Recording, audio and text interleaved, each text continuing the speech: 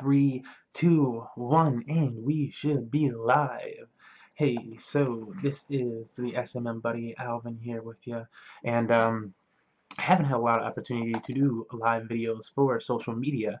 Specifically, usually it's gaming related, but I decided, got to keep up with it, got to keep up with the times, and do some social live. I decided to wear the shades as kind of like a gimmick thing. I don't know, but I was feeling it. I was like, no shades, shades.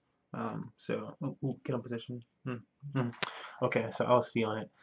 Anyways, today I wanted to talk about Snapchat stories. Snapchat stories versus Instagram stories, because the war is on and raging.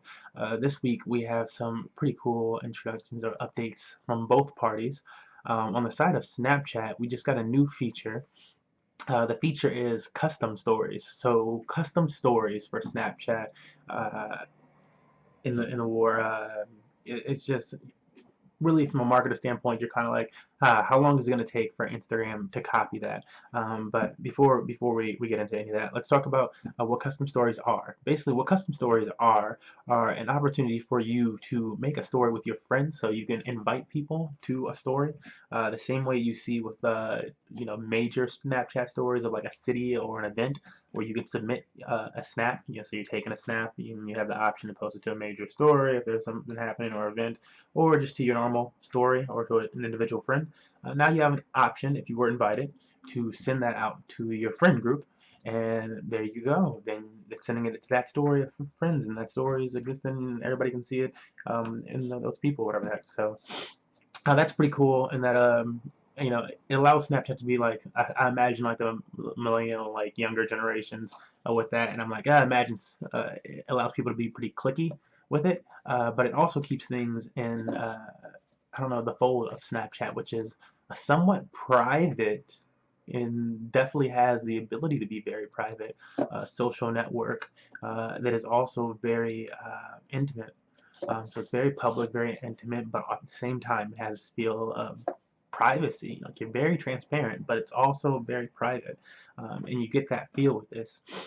Now, with the Snapchat update, you also have the ability to geo-base those custom stories. So that's also really cool, because there's definitely an arbitrage in Snapchat from the marketing perspective with geo filters. In general, geo filters are so cheap, so cheap.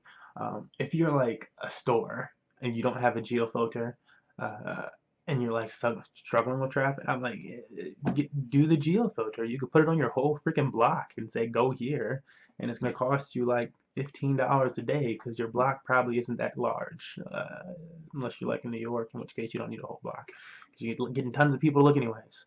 So very cheap, very cheap. Honestly, like $15, $30 a day about, for a large area of having your thing there.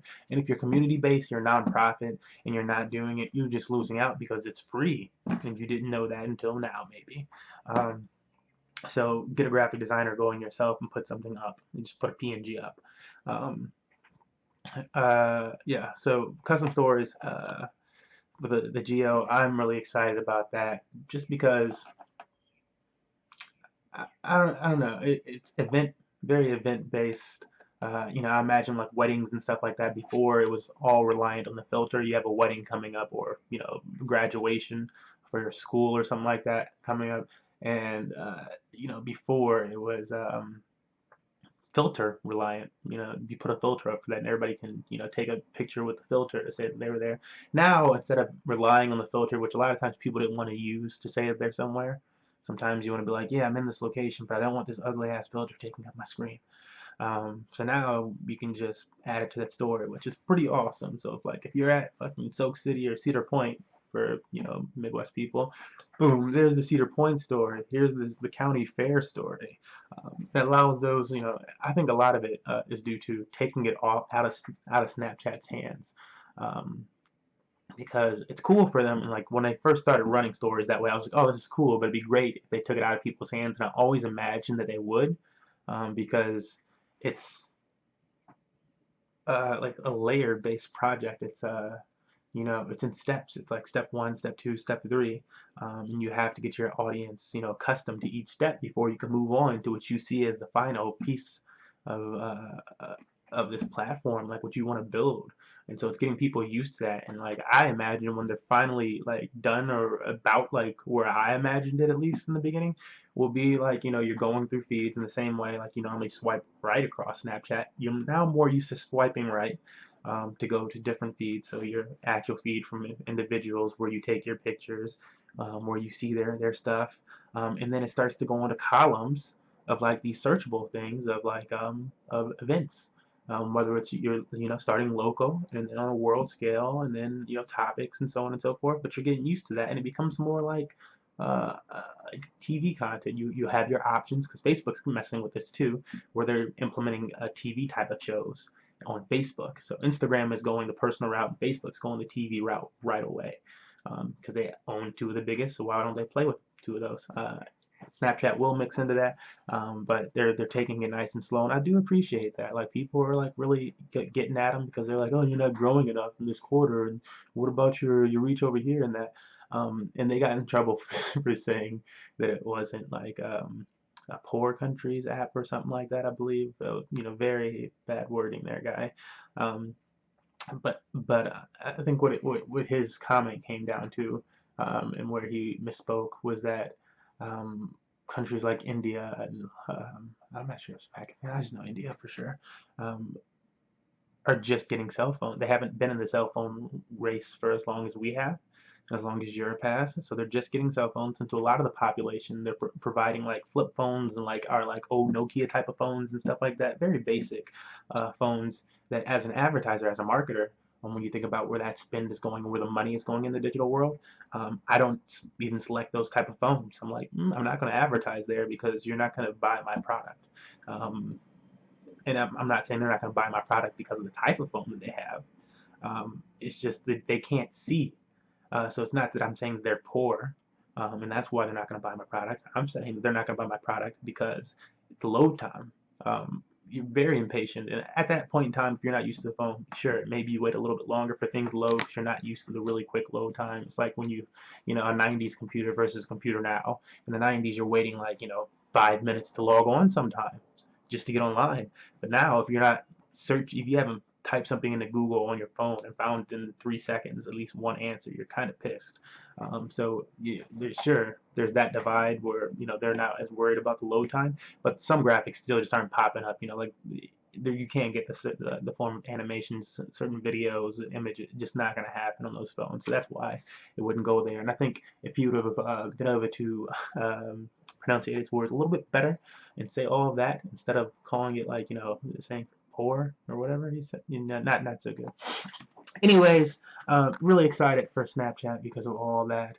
I think it'll be a phenomenal revolution for Snapchat, and a good tipping point to like start to get some of those some of those dollars back, as far as being on the open market.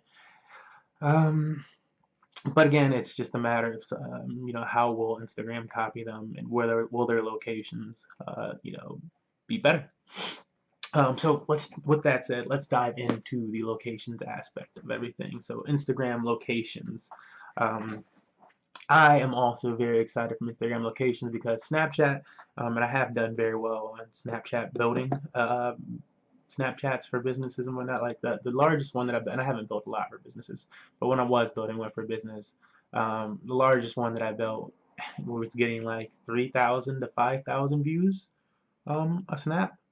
So we had a lot of users in there, and a lot of views coming across.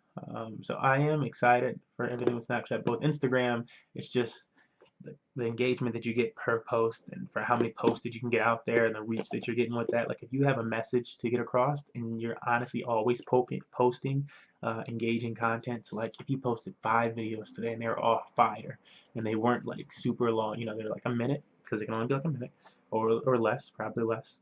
And they were all fire. Maybe a few images and a few videos are all fire. Everybody's just going to eat that up, and they might save it and share it or whatever the hell is going to happen. But it's going crazy over there. So why don't you love Instagram? Um, And of course, with Instagram stories, it just made the whole Snapchat thing that much easier for Instagram to copy because they already have a large user base. It's a lot easier to get users to follow you. It's hard to get people to follow you on Snapchat. Like that was one of the things that I want to talk about today, which is like the hardest social networks to get followers on. And like probably Facebook, number one, and then like Snapchat, and then I'll put Twitter in there because, you know, do they have a Twitter profile?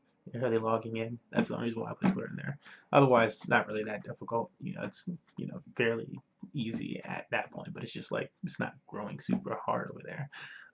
Snapchat is just hard, and Facebook is just hard because it's Facebook. But there are ways to get jumped to the Facebook. We're not talking about Facebook today. So excited about the Instagram stories, updates. The location base is really interesting. The difference is, again, Snapchat is very private, while Instagram is going to be very public with theirs. So the way that they're running their system, in Snapchat, you had to be like invited to it, or it has to be like a geo-based, and you're allowing people within a geo area, a geo fence, to do it. With Instagram, they're saying, okay, so if you basically the same way you do with a photo, if you put, you know, you're at, you know, the mall. I'm just saying the mall. Obviously, you have to be more specific. But if you're at the mall, this would probably put you in DC then.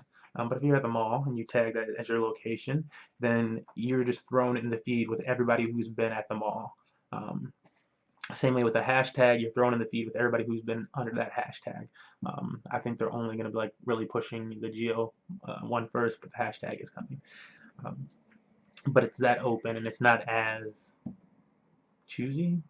It's a good word for that. You know, it's just not as segregated. It sounds horrible. Um, yeah, but it's a lot more public in that sense, a lot more open. And that means, you know, if you're posting something to your personal feed, maybe you didn't throw hashtags in it, but you're in a location and it's reading that, or you have like that turned on in some part of your phone, but you didn't actually post it on your phone, or whatever the heck happened. You know, somehow times you just get posted under a location. Now you're showing up in the story, so that might be negative for a lot of people. For a lot of others that want their content found, that's great. That's great, and it'll be awesome for events and, you know, seeing what's going on at a park, you know, or what's going on in traffic here or something like that. Hopefully, people won't be using traffic often, but, you know, just seeing what's going on wherever within 24 hours, of course, will be awesome. And very accessible, very easy to find. You just be able to see everything. It's like turning on, you know, it's like the lights going on in Paris almost. So that's pretty cool. And you know, that analogy of love the lights going on in Paris. Now that I think about it, I was like, damn, I'm really excited for the Snapchat portion. But Instagram is kind of just like lighting up the world with this move, doing it with hashtags and geo. So if they can, you know, and then if they like copy more the way Snapchat's doing it too, which I'm sure they will have their own elements that are like that, and they just won't be promoting them as much. You know, kind of like the way that DM works. Uh, Man, crazy, crazy. Yeah, so there's a lot to look forward to if you're into that type of stuff. Let me make sure I've covered everything that I wanted to talk about today, because there was a lot that I wanted to talk about.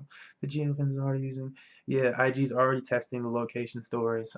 You know, so it's actually already in effect. It's not rolled, you know, they never roll out these things across all accounts at once, so maybe you're not really seeing it or being able to use it, but it's already rolled out. The only difference is that they're going to start promoting it more so in like your Explorer categories. Like right now in Explorer, when you're like scrolling down, it'll be like gymnast. Maybe you want to see videos about gymnast, or maybe you want to see videos about fashion, or maybe you want to see videos about clothes. I'm just being very basic with those topics. And now, like one of those things that you see maybe at the very top will be like, look, explore locations for stories, and you'll click that, and it'll take you, and, you know, you'll be able to choose a location on a map or whatever the heck, and boom, you choose seeing the stories there. Same way with hashtags coming up. So you'll type in a hashtag at the top, you know, have like, this is the explore, the stories of it, and then you know, go into like the, you know, obviously the top places and all that other stuff. Exciting, crazy, crazy. So, I mean, I want to know what your opinions are on all of this, where you think it's going to be going in the future. Um, because I think it's wild. And with that, I am just going to close it out. I think I've rambled enough. Uh, Another segment of social media marketing. I'm going to edit this up, have it look a little bit better because, this is live. Deuce.